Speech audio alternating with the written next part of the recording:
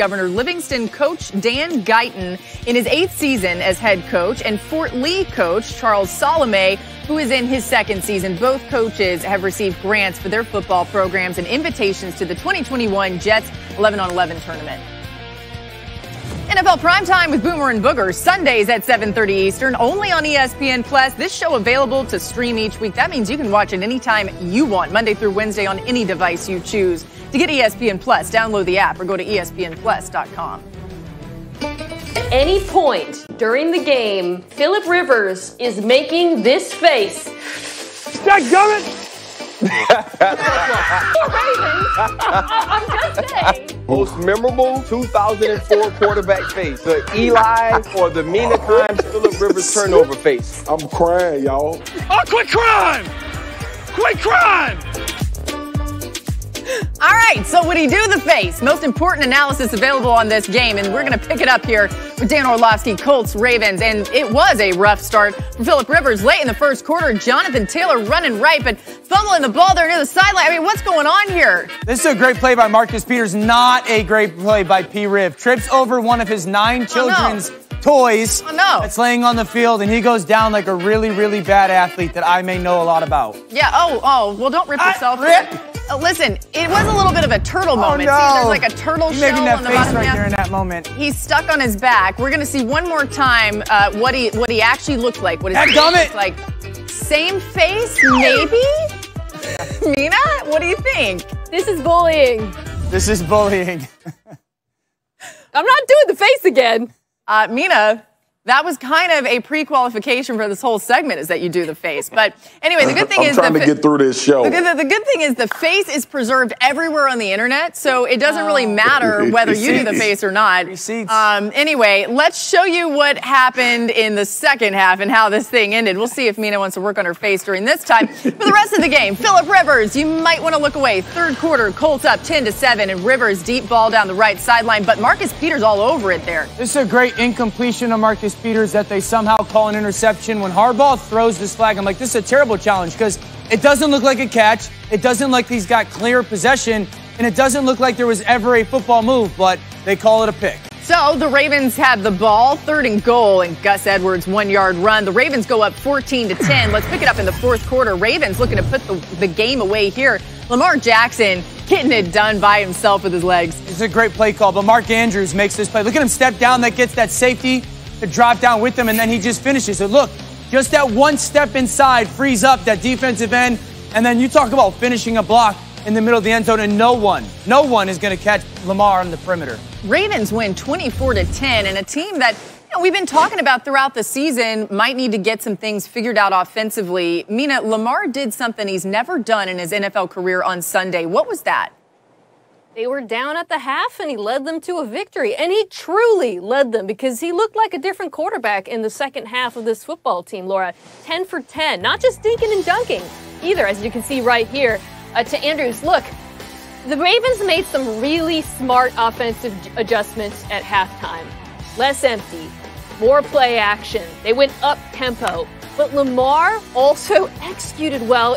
As a passer, he made some really timely runs outside as well, of course, including the touchdown, which we highlighted. But he was extremely accurate over the middle of the field, and the Ravens put him in his position to succeed. And the reason I want to highlight this is because the narrative around him, Lamar Jackson can't win big games, even though he beat New England and Seattle last year. He can't come down from when he's down at the half. If he had lost this game, he would be getting killed today. So I want to do the reverse and give him his flowers for what he did, which was came back from down and executed. No doubt, Mina. Listen, football is a really simple game. It's just played and coached by complicated people. And what I loved what the Ravens did yesterday in the second half was uncomplicate things for their offense and really Lamar. I just want everyone, look at the confidence when the ball's leaving his hands. This is the execution that Mina is pointing to. The play action pass, just watch it come out of his hands. Like, this is a guy that knows exactly what he's looking at in these type of plays and the ability to go, okay, the ball needs to go there and it needs to go there now. And just when you see that as a quarterback, where you see a quarterback doing that, you're going, that's his comfort zone. And that's when Mina says the execution, players will always execute better with the things they're most comfortable with. And that's exactly what Baltimore did in the second half. And I'd say this, Those two drives that they put back-to-back with each other at the back end of the third quarter and the beginning of the fourth quarter, those are season-saving drives because that's the turning point for their season of who they need to be, and it came in a must-win game situation for them yesterday. Yeah, they needed this one bad, and I agree with you both. As much as we should give Lamar his flowers, I don't think anybody on this show ever thought Lamar couldn't get it done. Maybe expanding that offense a bit. But I'm going to go to the other side of the ball, man, because a lot of times this Ravens defense gets lost because of the prolific quarterback that they have. They gave up 0 points in the second half. They kept Lamar and this offense in a comfort zone to where they could call anything they wanted to call in their playbook. They came down and made tackles. This team is turning people over. I think it's 21 straight games or 15 straight games of them causing turnovers. It is unbelievable to me that when you see a team like the Baltimore Ravens, that people think that they're bad if you say bad things about them. That's not the point. It's performances like that. It's performances between Lamar and that defense of why we hold them in such high regard. Right. And then you usually are more critical on teams because of that. But that defense pitched the shutout in the second half, and that is what they will continue to do to give Lamar all the available opportunities he needs. Yeah, great expectations for these Ravens. And by the way, they've scored 20 or more points in 31 straight games, breaking a tie with the 2012-2014 Broncos for the longest streak in NFL history. Let's get to some breaking news right now related to Atlanta. Adam Schefter, what do we know?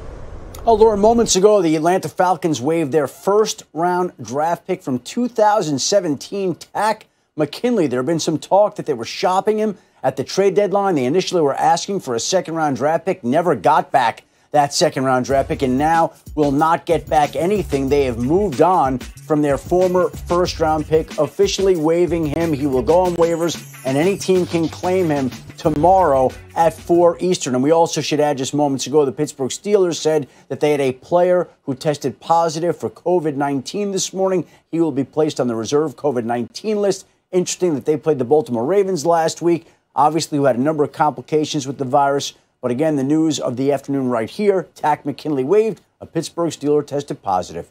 All right, Adam Schefter with us for all the latest news right here on NFL Live. And a Monday staple here on the show, big man balling on the way. Stay tuned. Find out who makes the list this week. You don't want to miss it. They're balling. We got so much more coming your way on NFL Live.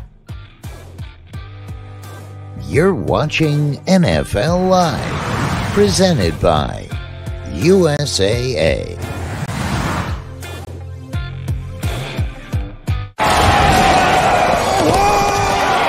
I always loved you, Sven Shannon. I never said it, but... Whoa! Did Sven Rod just die? Yeah. Can you do it again?